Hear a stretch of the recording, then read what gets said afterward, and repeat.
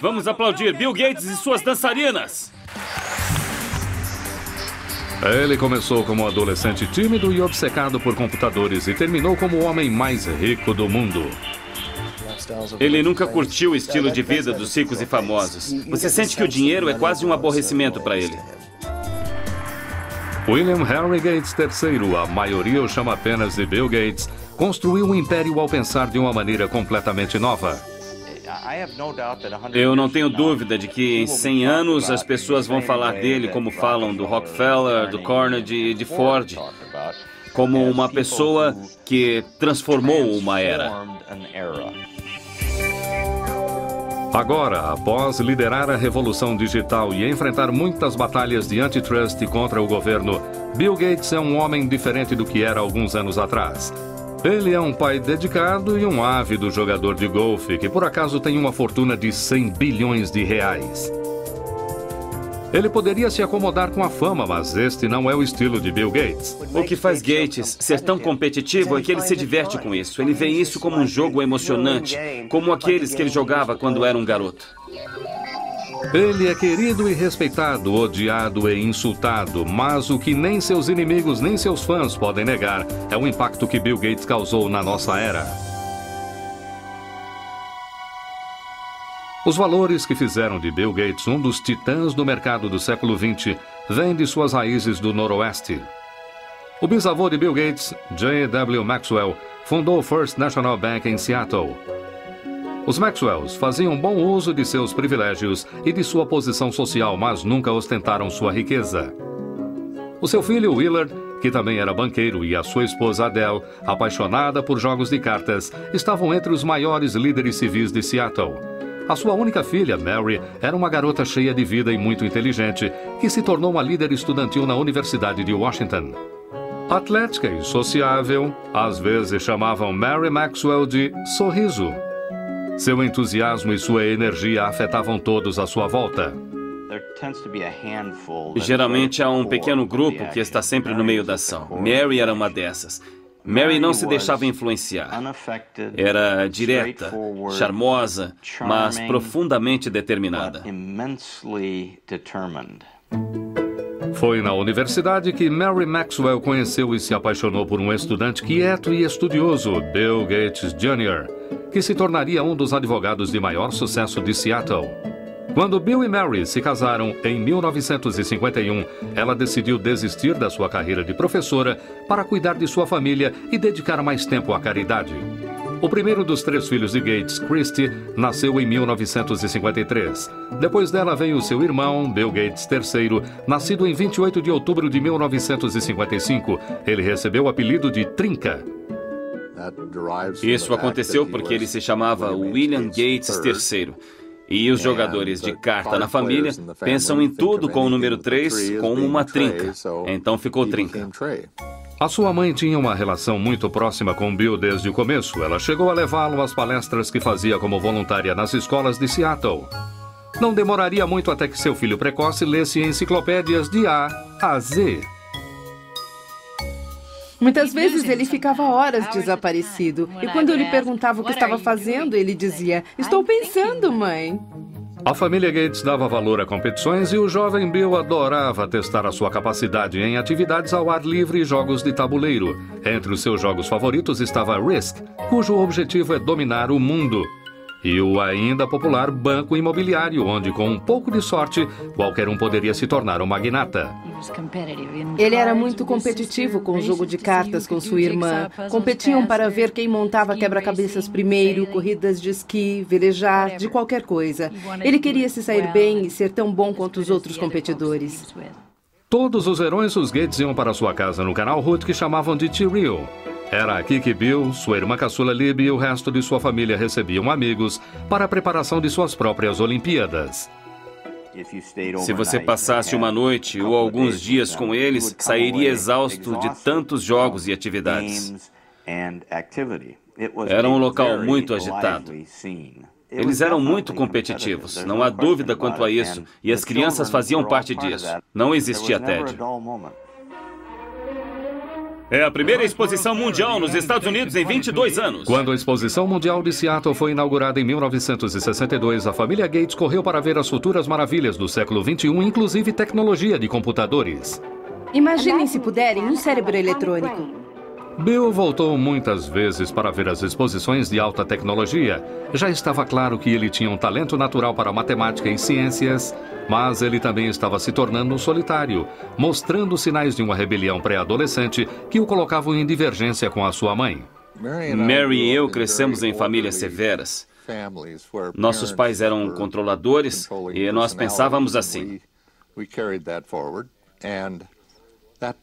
E esse modelo não funcionava com Bill, ou Trinca, que por volta dos 11 ou 12 anos começou a ficar muito independente emocionalmente.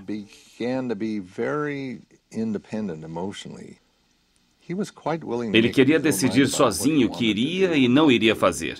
E isso foi muito difícil para nós, especialmente para Mary. Ele estava um pouco perdido. Ele estava inquieto na escola, não sabia exatamente como queria passar o seu tempo. É claro que era muito inteligente, um garoto brilhante, mas estava sem rumo. E ele fez aconselhamento naquela época e também mudou de escola. Apesar de acreditarem na educação pública, os pais de Bill acharam que ele encontraria mais rumo e disciplina em Lakeside, a melhor escola particular de Seattle. E ele começou a desabrochar em Lakeside. Ele era excelente em matemática, era ótimo em todas as matérias e era um incrível aluno de teatro. Ele se interessava pela leitura de todos os tipos de livros e coisas assim. E ele não era apenas voltado à matemática e à ciência. Ele tinha interesses bem vastos. Quando Bill começou o ensino médio em 1969, o programa espacial americano estava no seu auge. Apollo 11 havia levado o homem à Lua em julho. A águia pousou. Mas os computadores que tornaram isso possível ainda eram gigantes eletrônicos que custavam bilhões de dólares e exigiam um exército de pessoas para manuseá-los. A maioria das escolas da época não poderia comprar um computador, mas Lakeside havia feito um negócio incrível que seria decisivo para Bill Gates. Uma empresa de Seattle ofereceu o uso do seu computador através de um teletipo ligado à escola. O jovem Gates ficou fascinado pelas possibilidades daquela máquina primitiva e começou a passar todo o seu tempo livre na sala do computador. A história que contam, e que é verdade, é que ele acordava no meio da noite e saía para mexer no computador. E depois voltava, e não percebíamos que ele tinha saído. Bill Gates dividia essa obsessão com seu amigo de escola Paul Allen, que não poderia ser mais diferente de Gates. Ele não era apenas 2 anos mais velho, mas também muito maior. Enquanto Allen era quieto e meditativo por natureza, Bill podia ser estridente e confrontador. Apesar disso, essa dupla estranha estava destinada a fazer história. Enquanto estudava na prestigiosa escola Lakeside, Bill Gates conheceu Paul Allen, um veterano que dividia sua obsessão por computadores. Eles ficaram amigos escrevendo código de software juntos e também eram competitivos, Paul Allen e Bill Gates. Às vezes eles brigavam. Em uma ocasião, Paul Allen expulsou o Bill Gates, que era um pouco mais novo, do grupo que tinham para escrita de código de software. Mas depois percebeu que não conseguiria fazer sem ele e Gates disse: "Estou feliz por ter voltado, mas agora estou no comando." Em 1970, quando Bill tinha apenas 15 anos, ele e Paul Allen entraram no mercado juntos. Os dois garotos lucraram R$40 mil com o Traffic Data, um programa de computador que criaram para medir o volume de tráfego da cidade de Seattle. Apesar de Bill ter a vantagem do dinheiro de sua família, ele estava determinado desde o começo a fazer a sua própria fortuna. O pai de um dos amigos do Bill dizia que ele tinha um bom olfato para dinheiro. Mesmo quando era criança, ele sabia o valor de um contrato. Ele tinha até um contrato para usar a luva de beisebol de sua irmã mais velha, que estava assinado como um documento legal. No verão de 1972, aos 17 anos, Bill foi para Washington, D.C. para trabalhar como um mensageiro do Senado. Esse contato com políticos e governadores lhe seria útil no futuro. Quando voltou para casa, naquele outono, ele tirou licença da escola, quando ele e Paul Allen conseguiram seu primeiro trabalho para uma empresa de computadores. Eles começaram a falar em abrir a sua própria empresa, mas os Gates insistiam que seu filho terminasse o ensino médio e fizesse uma faculdade. A mãe dele se preocupava por ele não ser muito atirado socialmente. Bom, talvez ele fosse, mas ele tinha outras coisas em mente. E ele não era rude, não era grosseiro. Ele só seguia um caminho diferente. Mas sua genialidade tinha outros planos. Bill se formou em Lakeside em 1973 e seus pais receberam com orgulho a sua aceitação na Universidade de Harvard. Assim, ele deixou Seattle e foi para o leste para Cambridge, em Massachusetts. Como calouro em Harvard, ele chegou a pensar em se preparar para uma carreira no direito, mas nenhum curso inspirava tanto a sua imaginação quanto seu trabalho com computadores. Bill era uma pessoa muito determinada a fazer aquilo que lhe interessava fazer. Aquilo que não lhe interessava muito, que normalmente incluía suas matérias acadêmicas, ele tendia a levar adiante e passar apenas com talento. Eu lembro que havia um curso de introdução à literatura grega e, se me lembro bem, ele não havia feito nenhum trabalho dessa matéria o ano inteiro. Ele ficou acordado na noite anterior à prova, dormiu durante uma parte do exame e ainda assim tirou B. Não é muito surpreendente que Gates tenha dormido durante o exame. Entre as suas aulas e o tempo que passava no Centro de Informática de Harvard, ele parecia estar ligado 24 horas por dia. Ele sempre foi muito focado no que estava fazendo. Entrava no quarto, não se trocava e simplesmente deitava na cama, que, é claro, nunca estava arrumada, porque ele não tinha tempo para isso. Ele dormia com a porta aberta, todo vestido, deitava e dormia. E quando estava descansado, já estava de volta à ativa para o próximo passo. Bill descansou o suficiente para fazer grandes amizades em Harvard, mas a vida social não era sua prioridade. Ele namorava muito pouco, com níveis de sucesso variáveis. Entrevistei várias mulheres que haviam saído com o Bill e uma delas me disse que a primeira pergunta que ele fez foi: quantos pontos você fez no SAT? Não era exatamente o que uma jovem queria ouvir, mas era para ele, que havia feito 800 pontos só em matemática. Isso era um motivo de orgulho. E ele queria ter certeza de que quem estivesse saindo com ele também tivesse uma boa pontuação. Bill Gates realmente brilhava na matemática, mas, na verdade, quando ele descobriu que não era o melhor aluno de matemática de Harvard, ele desistiu de se tornar um matemático. Enquanto ele mantinha as suas opções acadêmicas em aberto, ele adquiria novas habilidades fora da sala de aula. Ele passava boa parte do tempo jogando pinball, videogame e principalmente pôquer, que era algo que todos faziam muito na faculdade. Mas foi Paul Allen, um antigo colega de escola e sócio de Bill, que lhe deu o seu grande golpe de sorte. Allen havia se mudado de Seattle para Boston para trabalhar. Em dezembro de 1974, ele pegou uma revista para ler na praça de Harvard. A capa da Popular Electronics anunciava a chegada do primeiro microcomputador do mundo, o Altair 8800. Ele correu para mostrar a notícia a Bill. Gates e Allen souberam naquele dia que o computador pessoal chegou para ficar. Eles viram que aquilo teria muito poder e uma dinâmica incrível para a sociedade e reconheceram o momento. O Altair foi criado por uma pequena empresa em Albuquerque, no Novo México, não muito longe do antigo campo de teste atômico de Alamogordo. Ed Roberts, que comandava a empresa, procurava por alguém que criasse um software que rodasse no seu pequeno e exclusivo computador. Gates e Allen o convenceram de que poderiam fazer isso e trabalharam dia e noite no Centro de Informática de Harvard por 2 meses.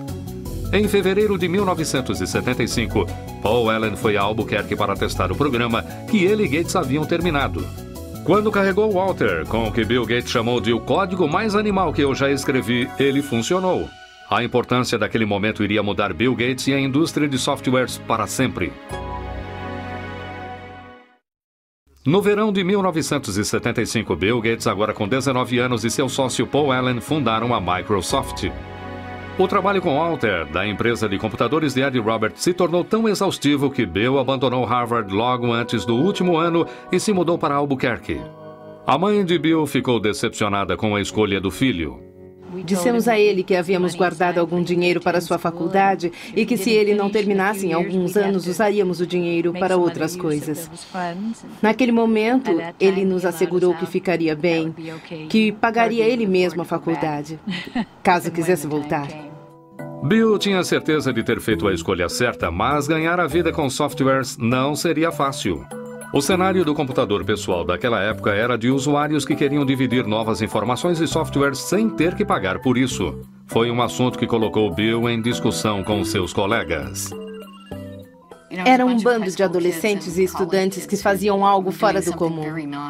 E Bill não era muito popular, porque ele dizia: "Ei, pessoal, não roubem essas coisas. Nós criamos isso, é nosso." Ele era um homem de negócios no meio de um monte de nerds e hackers. Na verdade, Bill Gates chegou a escrever uma carta aos apaixonados por computadores criticando por terem feito cópias do programa da Microsoft. Ele disse: "Como a maioria dos que usam computadores deve saber, muitos de vocês roubam softwares. O hardware deve ser pago, mas o software deve ser dividido. Quem liga se as pessoas que trabalharam nisso serão pagas? Isso é justo? Mas aqueles que nos foram delatados perderão no final." Ele era visto como uma espécie de traidor e foi uma mudança, uma ética diferente da que prevalecia na época.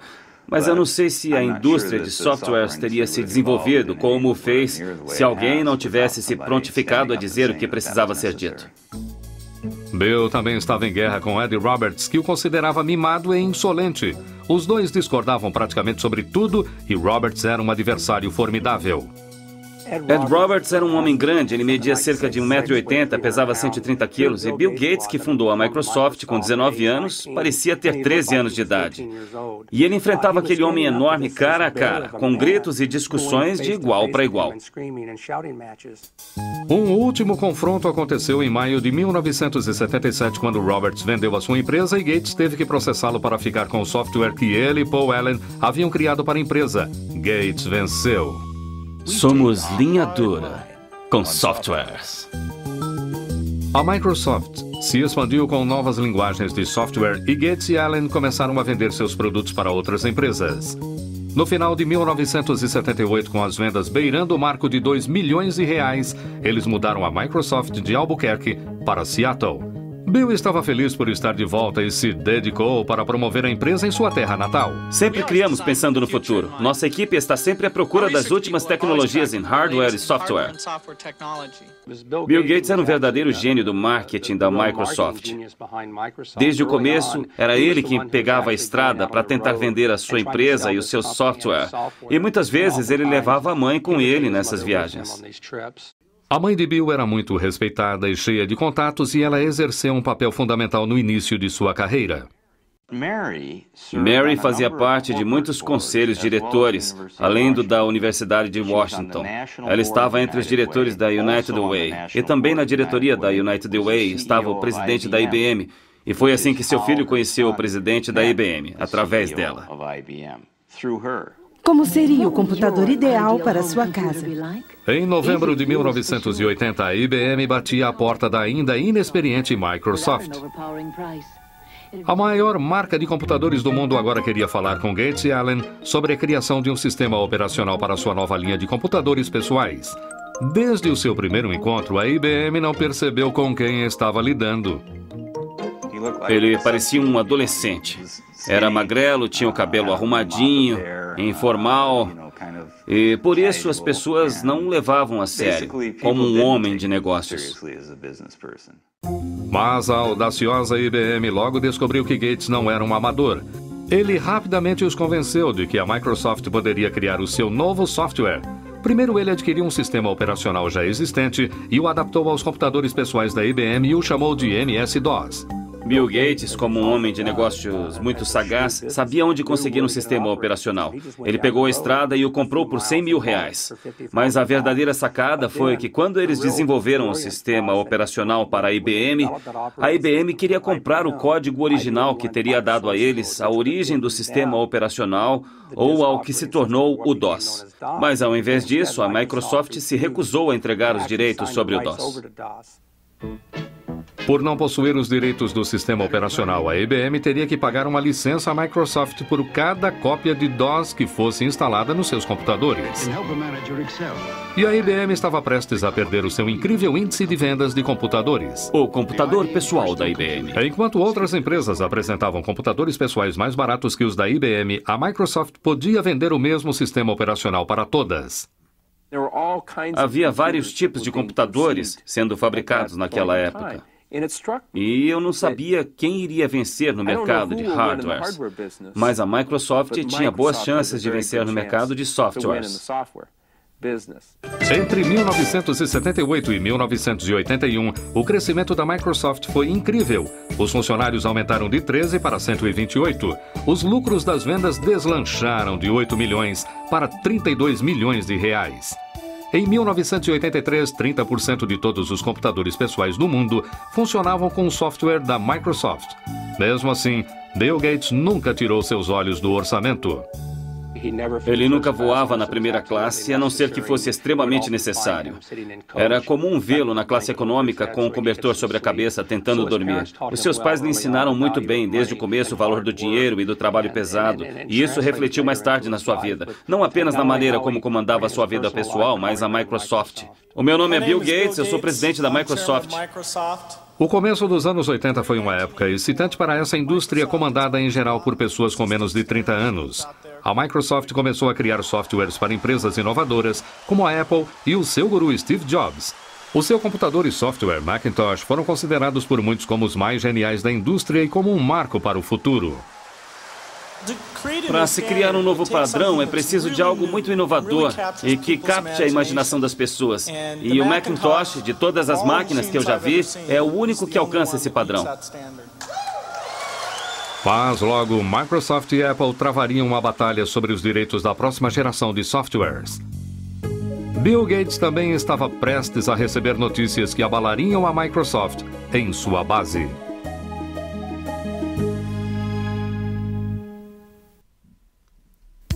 Em 1983, o futuro não podia parecer mais promissor para Bill Gates, agora com 28 anos, e para a Microsoft. A indústria de computadores pessoais estava a mil e havia uma demanda crescente de softwares. Bill Gates e Paul Allen surgiram como os príncipes da era do computador pessoal. Mas no meio da incrível ascensão da sua empresa, eles foram surpreendidos por notícias terríveis. Paul Allen, amigo e sócio de Bill desde o colégio, fora diagnosticado com linfoma de Hodgkin, uma variação do câncer. Isso trouxe uma perspectiva muito diferente para o Bill. Ele sempre foi muito agitado e exigente, e isso o ajudou de certa forma a entender os sentimentos alheios.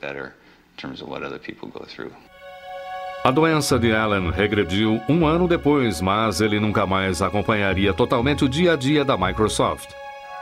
Para dois homens na faixa dos 30 anos, que haviam criado uma empresa mundialmente importante e faturado milhões, era o fim de uma era. Eu acho que a história irá mostrar que a parceria deles era incrivelmente dinâmica. Eu costumo compará-la aos Beatles, Lennon e McCartney. As músicas que escreveram juntos são as mais marcantes e são tocadas até hoje. Eram ótimos compositores separadamente. Ainda ouvimos as músicas que cada um escreveu, mas eram melhores juntos do que se somar nos seus trabalhos. E Paul e Bill eram assim. Em 1984, Bill Gates se tornou o único rosto da Microsoft. Em abril daquele ano, ele foi apontado pela revista Time como o representante por excelência de um novo tipo de homens de negócios que entendiam tanto de tecnologia quanto de estratégias empresariais.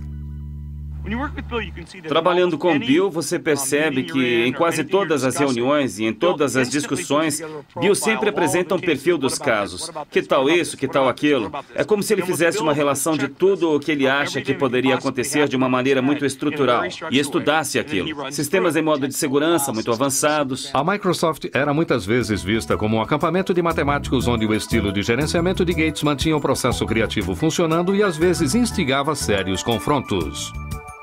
O Gates mais jovem competia por tudo. Ele chamava qualquer coisa de a ideia mais idiota que já ouvi. E isso fazia parte de um teste para ver, bom, se você discorda, me convença de que não é a ideia mais idiota do mundo. Desafiar ideias constantemente era necessário para estar no topo de uma indústria instável. Gates arrumou uma equipe que dividia a sua ética de trabalho rígido. Sempre que estávamos trabalhando no lançamento de um novo software, varávamos à noite. Há uma história sobre Bill e Miriam Lovo, a assistente dele. Ela era nova na empresa. Ela chegou numa manhã e não sabia se chamava a polícia porque tinha um cara dormindo embaixo de uma mesa. Mas na verdade era Bill. O esforço valeu a pena. A Microsoft atingiu os 280 milhões de reais em vendas em 1985. Em 1986, Gates lançou o Microsoft Windows. Este seria o programa mais conhecido da empresa. Os críticos logo notaram que o uso do mouse, além dos ícones, tinha mais do que uma leve semelhança ao sistema operacional do Macintosh da Apple, que era considerado de fácil uso. Se sabe usar o dedo, já sabe como usar. Macintosh, o computador para todos nós. A Apple dera a Gates acesso completo à sua tecnologia enquanto ele trabalhava no novo software da Macintosh. Gates havia avisado a Apple anteriormente para licenciar o seu software, mas a Apple estava mais interessada em vender computadores do que softwares, e a sugestão foi ignorada. Mais uma vez, Gates avistou uma possibilidade e a agarrou. Neste setor, nós competimos e colaboramos ao mesmo tempo. Bill conversou comigo uma vez. Ele disse, sabe que sou um competidor, então mesmo sendo seu amigo, não me dê nenhuma informação que não queira que use contra você, porque sou seu concorrente. E se você me disser algo que eu possa usar nessa competição, eu farei isso. A Apple decidiu que Gates não ficaria com parte do seu lucro e ameaçou processá-lo pelo Windows. Gates, em contrapartida, diz que ficaria com o software da Microsoft que a Apple precisava para instalar em seus computadores. No final, a Microsoft venceu a Apple no tribunal. Por fim, a Microsoft venceu ao mostrar que, apesar das similaridades operacionais dos dois computadores, cada função individual do Windows era extremamente diferente das funções individuais do Macintosh. Apesar de a primeira versão do Windows estar longe da perfeição, trouxe uma nova base financeira e criativa à Microsoft. Em 1986, Bill Gates abriu as ações da empresa. Ele possuía 45% das ações, o que fez dele um bilionário aos 31 anos. Ainda assim, Gates nunca se sentiu seguro sobre a posição de sua empresa.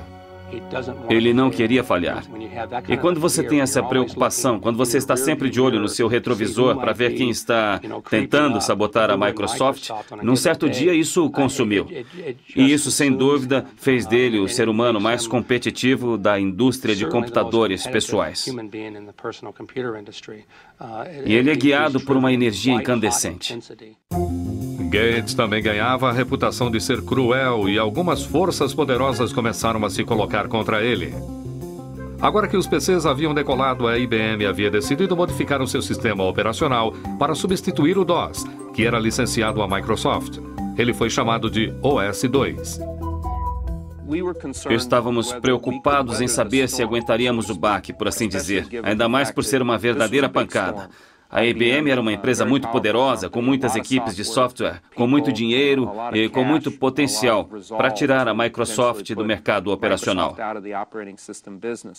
Ironicamente, a Microsoft teve o seu papel no desenvolvimento do OS/2, mas Bill Gates não pensava em desistir do seu próprio software. Ele decidiu arriscar a fortuna da sua empresa e a sua própria reputação com o software Windows, para que a sua equipe continuasse a trabalhar, mesmo que isso significasse perder a IBM, o seu maior cliente. Em 22 de maio de 1990, a Microsoft lançou o Windows 3.0.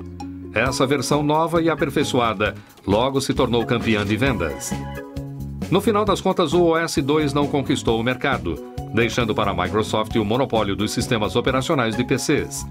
Agora, a Comissão de Comércio Federal começava a receber reclamações de que Gates estava usando seu domínio sobre os sistemas operacionais para acabar com a concorrência, diminuindo o preço dos produtos da Microsoft. Parecia que o presidente conciliatório da Microsoft estava ganhando uma imagem de predador. Bill Gates não é um homem bruto. Ele só precisa vencer. Podia até ser uma vitória feia. Não importa. É sempre uma vitória. Os preços predatórios não eram a única acusação atribuída à Microsoft. Em 1993, o Departamento de Justiça deu início a uma nova investigação. Gates teria de enfrentar um de seus maiores oponentes, o governo dos Estados Unidos. Em 1993, Bill Gates e a Microsoft estavam mais uma vez sob investigação pelo Departamento de Justiça americano. Eles avaliavam queixas de que a Microsoft estaria cobrando as licenças das marcas de computadores com base no número de computadores vendidos, incluindo aqueles que não utilizavam o software Windows. Eles fizeram com que os fabricantes de computadores pagassem pelo software da Microsoft, mesmo que não fossem instalados em seus computadores. E, como consequência disso, impediram a entrada de concorrentes no mercado. O Departamento de Justiça acusa a Microsoft, a maior empresa de softwares do mundo, de utilizar práticas ilegais de marketing de quebras de contratos. Em julho de 1994, a Microsoft concordou em cancelar as cobranças em questão e o Departamento de Justiça arquivou o caso. Gates nunca iria admitir que a Microsoft houvesse monopolizado o mercado, alegando que apenas fornecia softwares melhores por preços mais baixos. Não somos como crocodilos, não saímos por aí comendo coisas. Nós inventamos essas lindas caixinhas, esses belos pacotes de software que você instala no seu computador e ou você se diverte usando e isso te ajuda a fazer as coisas ou não. Mas não era tão simples assim para os investidores. As sondagens do governo e as brigas com a IBM e com a Apple fizeram com que o valor das ações da Microsoft caísse. Agora, havia mais pressão do que nunca para o lançamento da próxima versão do Windows.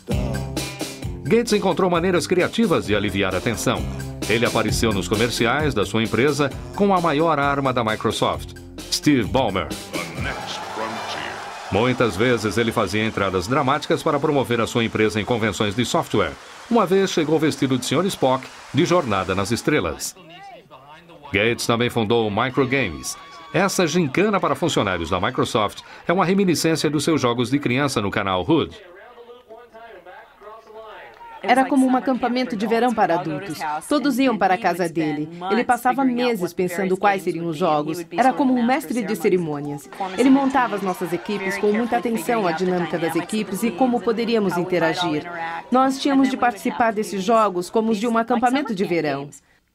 E eu conheci Melinda em um desses jogos. Melinda era uma moça de 28 anos formada com um MBA na Universidade de Duke. Ela havia trabalhado como executiva da Microsoft por muitos anos. Estava cada vez mais claro para a família de Bill e seus amigos que ela era a mulher com quem Gates, aos 37 anos, decidira passar o resto de sua vida. Ele namorou Melinda por bastante tempo antes de se casarem, e eu os acompanhei com o passar dos anos. Eles sempre pareceram ter uma relação especial, um nível de intimidade, de conexão intelectual que soltava faíscas. Ela é realmente uma pessoa maravilhosa, é perfeita para ele. É muito inteligente, organizada, ela o apoia e se interessa por sua família e por uma boa convivência familiar. Bill e Melinda se casaram em 1º de janeiro de 1994 no Havaí.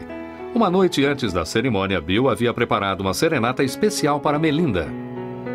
Ele fez Willie Nelson cantar na noite anterior ao seu casamento e foi uma grande surpresa. Bill se levantou e disse: "Eu amo Melinda e gostaria de cantar umas músicas para ela nesta noite, mas como eu não canto muito bem, pedi a um amigo que viesse cantar para nós." Em Melinda, Bill encontrou uma parceira que lhe dava o tipo de felicidade pela qual ele sempre procurou e alguém que entendia as demandas do seu trabalho. Mas apenas meses após o seu casamento, a alegria que Bill dividira com sua família se transformaria em desgraça. A sua mãe Mary, que havia sido a sua maior aliada, fora diagnosticada com câncer de mama. Ela morreu na manhã do dia 10 de junho de 1994. Bill correu para casa para ficar ao lado de sua mãe. Quando ele chegou em casa naquela noite, ele havia sido parado pela polícia no caminho, porque estava correndo. E é claro, o policial o reconheceu. Não era a primeira vez que era parado por correr, aliás. E o guarda olhou para ele e perguntou o que estava acontecendo, porque ele disse: "Eu estava sentado e as lágrimas corriam pelo meu rosto." E o policial disse: "E então?" E ele disse para o policial: "Eu sinto muito, a minha mãe acabou de morrer." E o policial disse: "Vá em frente, mas por favor, vá mais devagar." Então ele foi profundamente afetado pela morte da mãe, como todos nós, é claro. Nos anos seguintes, Bill passou a dar continuidade ao trabalho de sua mãe de criar uma fundação filantrópica para desenvolver grandes projetos nas áreas de saúde e de educação. Mas nem mesmo toda a sua riqueza e poder o protegeriam da crise que ele e a Microsoft teriam pela frente. Em 1995, Bill Gates, agora com 39 anos, estava estabelecido em uma nova vida de homem casado. Com a sua esposa Melinda, ele tirou férias para explorar o mundo da África até a China. Parecia agora que Bill Gates realmente tinha tudo. Este é um homem tão bem sucedido que o seu chofer é Ross Perot, senhoras e senhores. Vamos aplaudir Bill Gates e suas dançarinas. 1995 também foi um ano de merchandising para a Microsoft. O Windows 95 foi apresentado ao som de trombetas. O apresentador do Tonight Show, Jay Leno, fez uma propaganda rasgada do novo software. O Windows 95 é tão simples que até um apresentador pode entender. Claramente, Gates ainda era o melhor vendedor da Microsoft, mas daqui para frente não seriam apenas negócios para o chefe. Em 26 de abril de 1996, Bill e Melinda deram boas-vindas à sua primeira criança, uma menina chamada Jennifer. Ele ama aquela garotinha. É algo lindo de se ver. É muito gratificante para um pai ver seu filho ter o mesmo sentimento pelos filhos dele, assim como eu sentia por ele e suas irmãs. Então, é muito gratificante. Um ano após o nascimento de sua filha, Bill mudou-se com sua família para uma casa dos sonhos de 108 milhões de reais. Além dos quartos, havia uma biblioteca que abrigava um caderno de Leonardo da Vinci, pelo qual Gates pagou mais de 60 milhões de reais. Apesar de a casa servir para muitas funções empresariais, para a família Gates era apenas o seu lar. É uma casa muito familiar e aconchegante.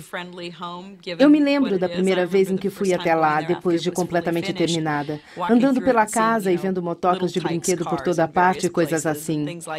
Não é uma casa antisséptica onde você tem medo de tocar qualquer coisa ou de se sentar. Enquanto a vida pessoal de Bill Gates se completava, a sua vida profissional ia se tornando frustrante. Em 1997, ele descobriu que estava muito atrasado no estrondoso mercado da internet. Uma empresa chamada Netscape estava dominando as vendas dos navegadores da internet, os softwares necessários para ter acesso aos sites. Gates, para diminuir essa diferença, decidiu incluir o Explorer, o seu navegador, em todas as cópias do Microsoft Windows. Muitos viram isso como uma jogada suja para eliminar o seu maior rival. Se a Microsoft optou por causar prejuízo à Netscape ou qualquer outro concorrente, então o consumidor não pode fazer uma escolha justa. E quando o consumidor não faz uma escolha justa, o mercado não funciona efetivamente. Em 1998, Gates foi chamado ao Senado, onde já havia trabalhado como mensageiro e sido acusado de gerenciar um monopólio ilegal. Eu espero que o meu testemunho ajude esta corte a solucionar este caso. Isso seria melhor para os consumidores e para a indústria. E é por isso que eu estou aqui. Obrigado. O Departamento de Justiça do presidente Bill Clinton, além de outros 19 estados, processaram a Microsoft por antitrust. Foi o maior processo dessa categoria que já existiu na história da indústria de computadores. A Microsoft tem o poder hoje de exercer um controle predatório e exclusivo sobre os meios que utilizamos para acessar a internet. Seria como a General Motors ter o poder de ditar que tipo de gasolina você deve colocar no seu carro, ou qual rodovia você deve usar, ou até como chegar a essa rodovia. Em 2000, um juiz federal decidiu que a empresa deveria se dividir em duas. Após mais de 2 décadas de sucesso irrefreável, este foi um grande abalo para Bill Gates. O julgamento de antitrust afetou Bill Gates profundamente. Ele ficou muito sensibilizado com as acusações de que ele seria petulante, de que era arrogante, de que não respondia todas as perguntas com honestidade e de que estaria tentando dificultar o trabalho dos promotores. O processo antitrust durou 4 anos e custou milhões de dólares à Microsoft por honorários legais. Por fim, em 2002, o Departamento de Justiça, sob o comando do presidente George Bush, ofereceu à Microsoft um acordo favorável. Seria um momento de fúria para os detratores da Microsoft e um momento triunfante para Bill Gates e sua empresa. Durante o processo por antitrust, Bill Gates surpreendeu a todos ao deixar o cargo de presidente da Microsoft e se dividir entre a presidência e o cargo de arquiteto-chefe de softwares. A vaga de presidente ficou para o seu velho amigo de Harvard, Steve Ballmer. Eles eram velhos amigos e Gates realmente só queria ser o homem das ideias. Ele queria dar um passo para trás. E foi isso que ele fez. E isso funciona muito bem hoje. Foi difícil para ele abandonar a sua cria, mas ele se acostumou. Na última década, Bill Gates esteve em uma missão: dividir a sua riqueza. Em 2000, ele abriu a Fundação Bill e Melinda Gates, que gasta centenas de milhões de reais todos os anos com computadores, vacinas e medicamentos para os mais necessitados. Os mundos dos ricos e dos pobres são muito separados. A conscientização da crise da AIDS e das intervenções efetivas que podem ser tomadas é muito defasada. Chegou a hora de mudarmos tudo isso. Ele já disse publicamente que não deixará sua vasta fortuna para seus filhos. O que o Bill Gates disse é que irá doar, antes da sua morte, 90% da sua fortuna. Bill Gates se tornou um ícone mundial. O seu segundo livro, A Empresa na Velocidade do Pensamento, foi publicado em 25 idiomas e está disponível em mais de 60 países. Em 2004, a revista Forbes o classificou como a pessoa mais rica do mundo pelo 11º ano consecutivo. O seu patrimônio líquido de 100 bilhões de reais lhe proporciona algum tempo para se divertir, mas não muito. A indústria está sempre mudando. É o jogo perfeito, porque nunca tem fim. Você não pode sentar e relaxar. Apesar de tudo, William Henry Gates III se manteve o mesmo competidor de sempre. Pensando no futuro, esse visionário investe muito de sua energia em expandir a Microsoft para territórios globais, como o Oriente Médio e a China. Enquanto isso, Gates e a Microsoft estão focados em aperfeiçoar o seu software para combater vírus e spams. Dizem que o próprio Gates recebe 4 milhões de e-mails de spams todos os dias. Independente de como será lembrado, um barão da indústria, um filantropo ou simplesmente como o cara que tirou as maiores vantagens, ninguém pode negar que ele mudou a maneira como o mundo opera e se diverte. Quando os biógrafos e historiadores se voltarem à história do século XX, Bill Gates irá aparecer como o melhor homem de negócios do nosso século e a Microsoft como uma das melhores empresas do século XX. É impressionante o que essa empresa foi capaz de fazer em tão pouco tempo. Esta é uma das maiores histórias de sucesso do século XX. Distribuição Logon Editora. Versão brasileira.